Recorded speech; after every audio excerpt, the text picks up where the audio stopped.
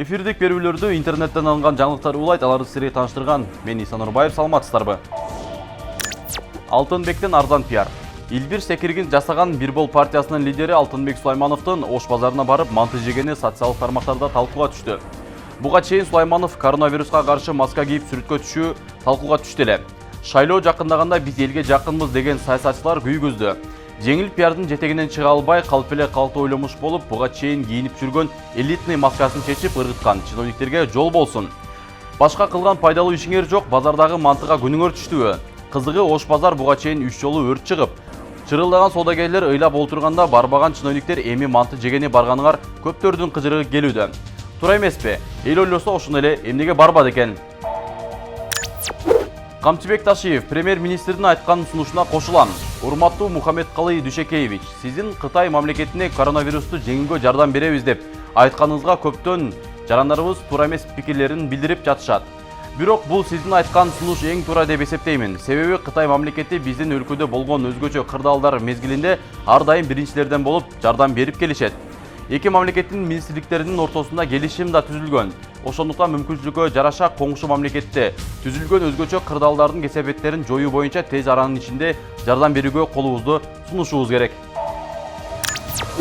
Блогер Сыдыман кимдерди ашата сөккөнүн айтып, элден кечирим сурады. Сыдыман деген кайман аты менен таанымал болгон блогер Элмир Сыдыманов Инстаграмдагы баракчасынан түз эфирге чыгып, анда Ош облусунун тургундарын ашата сөгүп, пас сөздөрдү айтып, аларды жаман көрөрүн билдирген. Бул видео социалдык тармактарда желдей тарап, коомчулукка анын катуу сынга алды. Буга ырчы актер жана спортчулар реакция кылып, Сыдыманга түз жүрүүсүн элди түштүктүүнү кылып, бөлбөөгө чакырышкан.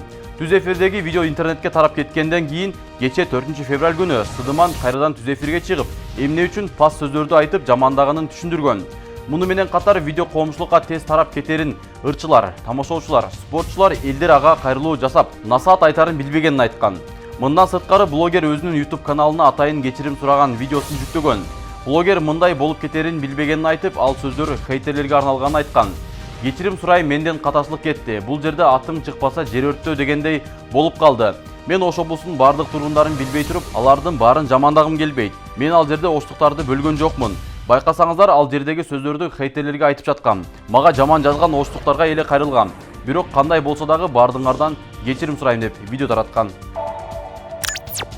Кыргызстанда дагы бир акы төлөнүүчү жол курулат, долбоор иштелүүдө. Мамлекеттик жеке өнөктөштөрдүн негизинде өзгөн шаарын айланып өтүүчү акы төлөнмө жол курулуу пландалып жатат. Бул тууралуу Спутник Кыргызстанга транспорт жана жолдор министринин орун басары Бакыт Бердалиев билдирди. Анын айтымында долбоордун техникалык экономикалык негиздемеси эми иштелип жаткандыктан ага кетчү каражат жана жолдун узундугу боюнча бир нерсе айтууга эрте. Бирок аны курууга инвестордун акчасы жумшалары жана ал аркылуу жүрөм дегендер акы төлөй турганын белгилүү. Өзгөндү аралап жүрүп көрсөңөр, ал жакта жол тыгыны Бишкектегиден дагы көбүрөөк. Кыскасы суроо талап бар. Ошондуктан шаарды айланып өтмөк жол курууну пландап жатабыз, деди Бердалиев. Ал кошумчалаганда инвестор издөө жолу куруу жана ишке берүүгө болжолдуу 2-3 жылдай убакыт керек. ЭАЭПте акчаны алып кирүү жана чыгаруунун жаңы эрежеси күчүнө кирди. Евразиялык экономикалык бирикменин аймагына киргизилген жана чыгарылган акчанын суммасы $100,000 ашкан учурда каражаттын кайдан келип чыкканын көрсөтүү талап кылынган эреже күчүнө кирди. Бул тууралуу Евразиялык экономикалык комиссиянын сайтында айтылат. Бул ченем кече 4 январда ЭЭК коллегиясынын былтыр 6 августтагы чечими менен иштей баштады. Буга чейин мамлекеттик бажы кызматы акча киргизип чыгарууда мурдагы эреже сакталаарын билдирген. Тагыраагы $10,000 ашкан каражат үчүн декларация толтуруу керек болчу. Бирок мурда акчанын келип чыгышынын көрсөтүү талап кылынчу эмес. Ары тур, баласын кызганган пилдин видеосу АКШнын Калифорния штатындагы Сан-Диего зоопаркына барган туристтер пилдердин жылмайткан окуясына күбө болушту. Видео 2018-жылы тартылып, бирок жакында эле Viral Hawk YouTube каналынан жарыяланган. Роликтен пилдин баласы досунун жанына барганын көрүүгө болот. Кичинекей пилдер бири-бири менен ойногусу келгендей сыяктанат. Бирок баласын кызганган жаныбар кичинекей пилди түртүп, дөңдөн ары тоглотуп жиберген. Ары жактан ал пилдин апасы жардамга чуркап келген. Алдыда кеткен интернеттен алынган жаңылыктардын маани маңызынан Нур телеканалы жоопту эмес. Кечиңиздер көңүлдүү улансын. Саламатта туруңуздар.